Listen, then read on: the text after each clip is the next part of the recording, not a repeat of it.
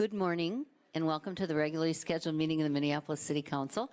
My name is Barbara Johnson, Minneapolis City Council President, and this morning I'm joined by my colleague Blong Yang, council member from the 5th Ward of Minneapolis.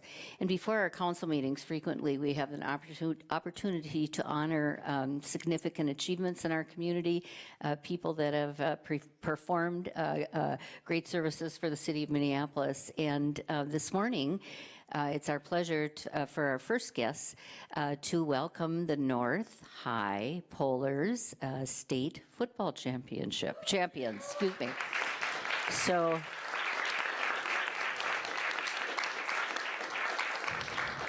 It's always extra fun when we get to recognize young people in our community and the fine things that they do. So why don't you guys come on up and join us with your coaches and athletic director, and I'm going to turn this over to my colleague, Blong Yang. And kind of half of you go on one side and the other half go on the other side of Blong there so that we all get on camera. Thank you.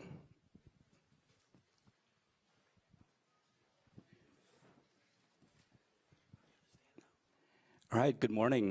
This is not quite like seeing Obama, but I mean, it's the next closest thing for Minneapolis. So thank you all for being here. And, we're joined here with Athletic Director Leo Lewis, who is towards the very end there, and Coach Charles Adams, who's right there. Your dad, who's a coach as well, and Coach Beulah Verdell, who's right there as well. And so thank you all so much. And then the football team. My goodness, I've been to so many games, and I have to say, just incredible year. I think most people just thought that the team without Tyler Johnson just would have gone down in terms of the quality. But I mean, I'm amazed at the quality just that played this year. So thank you so much. And I'm going to read the resolution. I'm going to pass the microphone to the AD, Leo Lewis, and then I will pass the mic to Coach Adams. Okay. All right. So. This is a resolution from the mayor and the city of Minneapolis, the city council, honoring the 2016 Minneapolis North High Polars football team. Minneapolis North Community High School, North High, is in the 5th Ward. In 2015, the North High Polars football team was the first Minneapolis public high school to play in the state championship in 38 years, losing a closely contested game. The team returned in 2016 with a renewed commitment to win the state championship. The team compiled an 8-0 regular season record and an undefeated 13-0 record on the season. For the second year in a row, the North High football team earned the Minneapolis City Championship. The North High football team won the Section 4A finals, defeating St. Agnes, Kirkhoven, Murdoch, Sunberg, and Meyer Lutheran. In the Class A state playoff, North High met and defeated Janesville, Waldorf, Pemberton, and Wabasso, and the North High Polars football team defeated Rushford Peterson 30-14 to win the 2016 Minnesota State Class A championship. Whereas the leadership of head coach Charles Adams, a Minneapolis North High graduate and a Minneapolis cop serving as the North High school resource officer, has been instrumental to the team's continued success. Coach Adams was named the 2016 Coach of the Year by the Minnesota Vikings youth football team 2 years in a row as Coach of the Year, as I recall.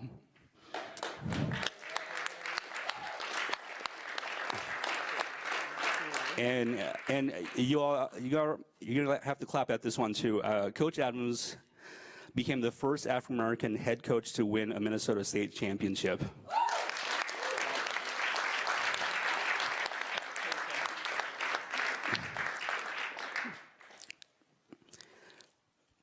And let me just say that this is North High's first football championship.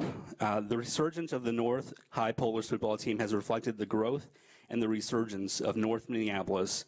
And the North High Polars were the first Minneapolis public school team to win a state championship in 39 years. Whereas the city of Minneapolis is proud to recognize the accomplishments and commitment of the North High Polars football team, its players, coaches, and fans. Now, therefore, be it resolved by the City Council of the City of Minneapolis that the City Council, on behalf of the people of Minneapolis, hereby honor the 2016 Minneapolis North High Polars football team and give recognition of their state championship. Congratulations, guys.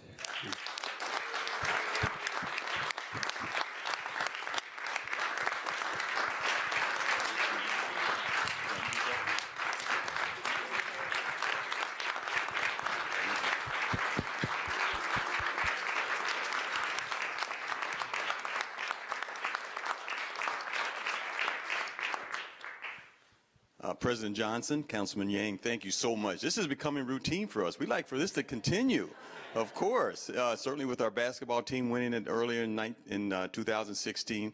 But on behalf of Minneapolis North Community High School and Minneapolis School District, we do really appreciate the honor bestowed upon us here. Certainly is not without recognizing the hard work of our student athletes and our coaches and all the staff members that have helped, put our athletic program back to a recognizable program, certainly in the city of Minneapolis. So we do thank you very much. I'm going to certainly give most of the time to our student athletes and our head coach, Coach Adams. So I'll give the microphone to him. Why don't we just start with our Coach Verdell, okay? So you want him to recognize everyone? Thank you so much. Thank you.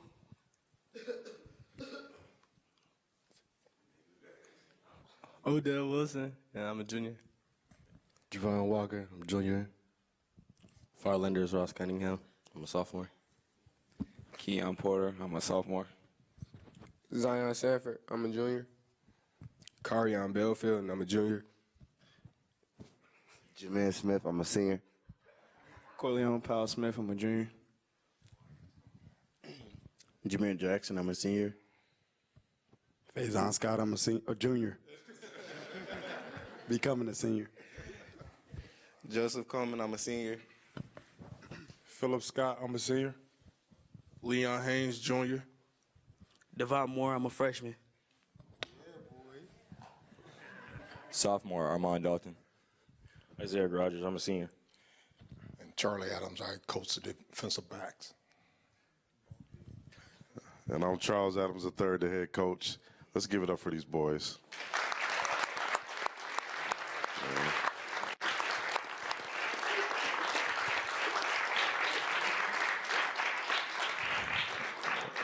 Once again, thanks President Johnson and Blong Yang. He's a ride or die North Sider. I mean, he's at everything we do, supports everything that we do, and we really appreciate what you do for us. Anybody that knows me, it has nothing to do with what I do. It's about these kids in this community. My father is the person that I learned everything in life from, so I usually lead from his direction. But this was special. I mean, I've had so many people come to us and say, thank you.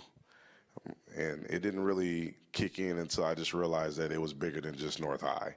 It was something for the city. So my plan now is to continue. And the success isn't about just winning the championship. It's about making these young men successful in other things other than, just sports or just being successful people in life. And they can hold their heads for the rest of their life for something like this. It's a major accomplishment because it obviously hasn't been done a lot. I plan to do it some more, though, but with and without some of you guys. But it's been a pleasure. I continue to let's build this North Side. Let's get the kids that need to be here. Let's get them back home. They don't need to go nowhere else. I'm here. We're here, and we everything that they see on TV, we can give it to them. So. But thank you for the support. We're going to keep riding this high as long as we can. Why not? That's what I tell them. Watch out for the rings. And when you see them championship rings, it's going to be something to reckon with. So thank you, and we appreciate being here. Thank you. Thanks so much. Thank you. All right. Thank you very much. We have breakfast for you all in 319, so okay, we got plenty of food. The teenagers, they'll eat. Hey, you're welcome. You're welcome. You're welcome. Hi. You're welcome. Welcome, sure.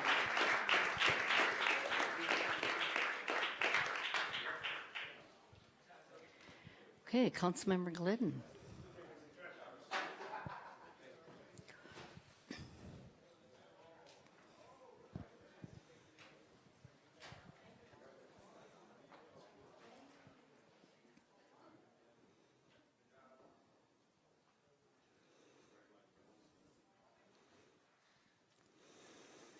Also, this morning, we have an opportunity to honor a group of people that were very integral in the city's housing development. And as I've told my colleague, Councilmember Glidden, I went to high school out in South Minneapolis, so I have been in this neighborhood many, many times and didn't realize we had this really special group of homes that are being designated historically.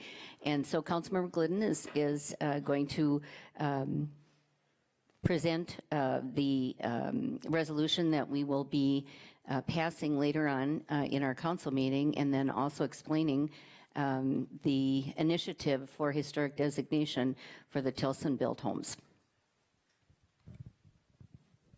Thank you very much, Council President. And I want to think we have a large group that is with us today to recognize the Tilson-built homes. And we're going to have a resolution that talks a little bit about the story of the Tilson-built homes, which I think is important to place in the broader context of understanding issues of race, racism, and racial segregation in housing in the city of Minneapolis and really in the United States of America.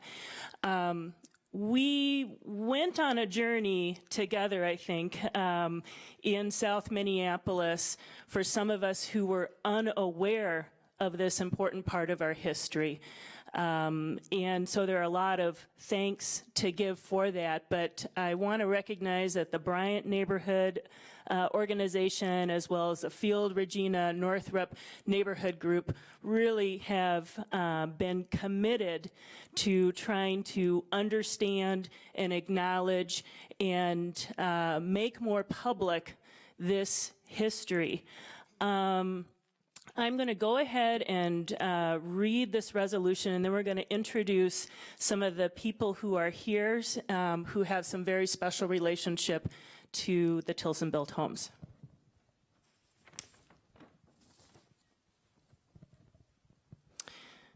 And this is a resolution.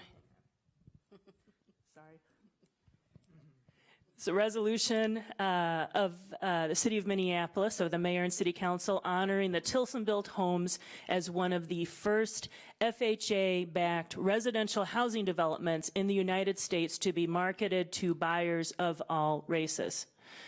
Whereas housing discrimination based on race is part of the history of Minneapolis and of the United States, and was enforced and encouraged by the federal government well into the 20th century.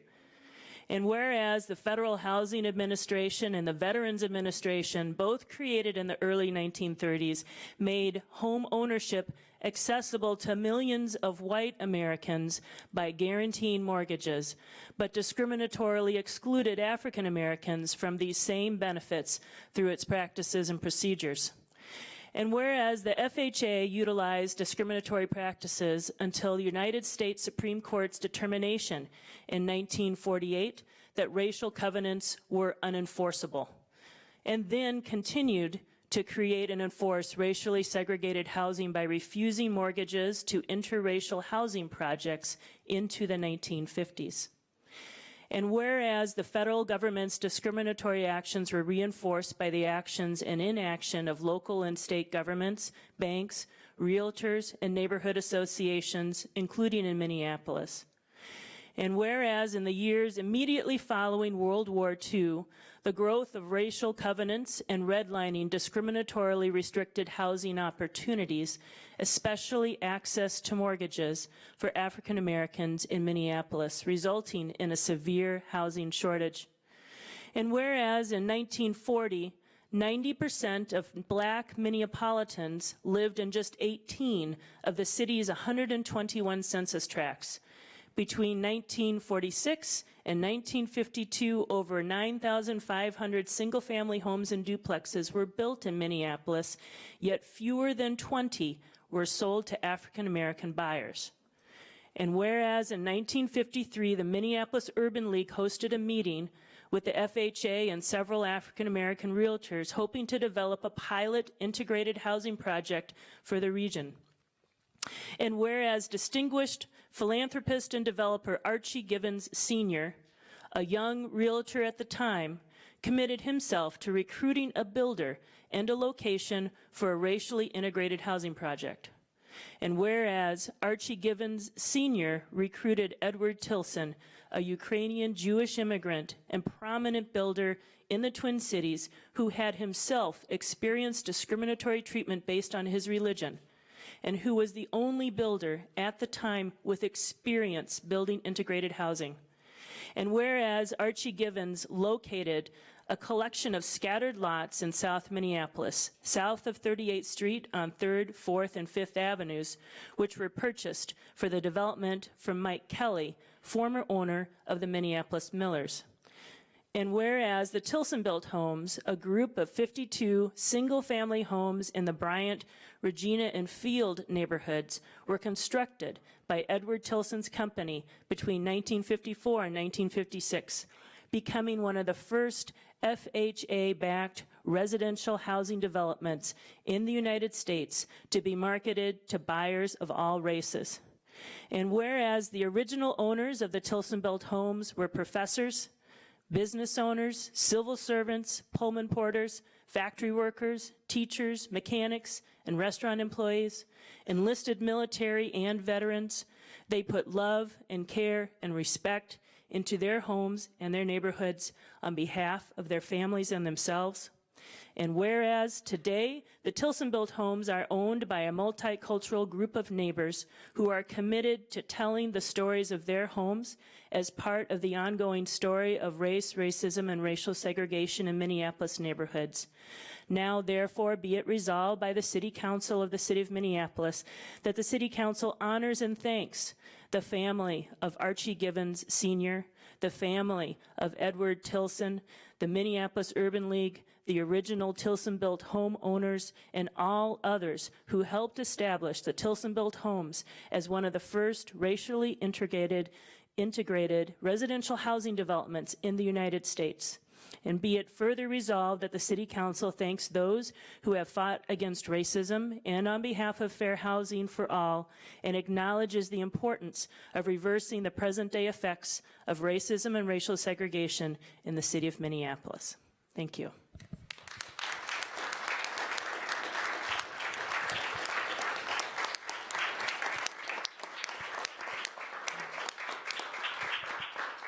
And I'm sorry about it. Before I turn the mic to some of our special guests, I just had a couple more. There's only so much you can say in a resolution. And so we are very honored that we have some original homeowners that are with us today, from the Martin family, from the Davis family, and we want to see if they would like to make some comments. But I wanted to also just say a couple words about Edward Tilson and Archie Givens, and we're going to hear from their family members as well. Part of the reason that the Tilson-built homes is being designated is based on the importance to social history of the fact that this housing development was constructed, but also based on the importance of the connection of these homes to Mr. Givens and Mr. Tilson. And of course, Archie Givens Sr., along with his wife, Phoebe Mae Givens, were widely recognized as Minnesota's first black millionaires. They also developed the first racially integrated nursing home in Minnesota, which was in the Field neighborhood at 46th and 4th Avenue. Affordable housing projects throughout the Twin Cities, established the Givens Foundation, and we have now today the Givens Collection of African American Literature at the University of Minnesota. And something I wanted to say about Edward Tilson. So we talk in this resolution about the fact this is one of the first in the United States of FHA-backed integrated housing projects. And when I say one of the first, I think I read in the report that up till 1955, they believe there were only 50 racially integrated housing projects in the United States. But in 1947, Edward Tilson developed the first known interracial, privately developed rental housing project in the nation, which is a series of row houses along Carroll Avenue in St. Paul. And so I just wanted to be able to mention that. and be able to make sure that people can understand some of that history. So I would like to invite maybe first some of the family members, if they would like, of the Tilsons and the Givens, if they would like to make any comment, and then we have some homeowners, and I'd like to know if they would like to have anything to say. And maybe since you're close to me, I'm going to pass it over here, and I'm going to ask if you could maybe introduce who's come with you. And thank you. My name is Cynthia Bruce Moore. I'm the oldest grandchild still living in Minnesota. We have here my cousin David Tilson, his wife Barb, my daughter Andrea Bejarano Robinson, and Jeff Tilson, who is the great-grandson of Edward and is currently running Tilson Built Homes or Tilson Construction Company. One of the memories that this brought back was a family reunion we had when my kids were little, where all of us wore Tilson Built means quality built t-shirts. And I think that I wanted to read a few things and let you know a few things about my grandfather that, I'm sorry, I just wanted you to know a little bit about my grandfather and why we're so proud of this resolution and why he would have been so honored. Ed was born just before the turn of the 20th century in a small town that was sometimes in Poland and sometimes in Russia. He came to America as a young teen in the aftermath of a Tsarist pogrom. He met my grandmother as a traveling salesman in the towns and farms of the Dakotas. These two teenage immigrants taught themselves to read and write English, raised her 3 sisters and a brother who died young, and then 5 children of their own through the First World War, the Second World War, and the Great Depression. By the time we grandchildren came along, there were 23 of us, Grandpa had found that building houses was a way he could provide for his family and for other families. For many years, he was head of the Minnesota Home Builders Association. He almost lost that post because of building houses and insisting on selling them in an integrated fashion. I think the first ones he actually sold, one to a black family, the next had to go to a white family, the next had to go to a black family. And that was on the edge of what we used to call the ghetto in St. Paul. My grandfather hated prejudice of any kind, and he faced it throughout his career, anti-Semitism, as well as struggling to provide homes. He felt that, I think David will tell you, he felt that every veteran deserved to have a house. I'm not going to take up more of your time by telling you the stories of my cousins and their children and their grandchildren, but they all seem to have inherited Grandpa's sense of justice. I just want to say how proud we all are that you see fit to preserve this bit of Minnesota history. In the face of increasing divisions among people and the public scorn that has recently been heaped upon our immigrants, I hope the Tilson Belt Historic Site will carry his legacy to his family's children and to your children.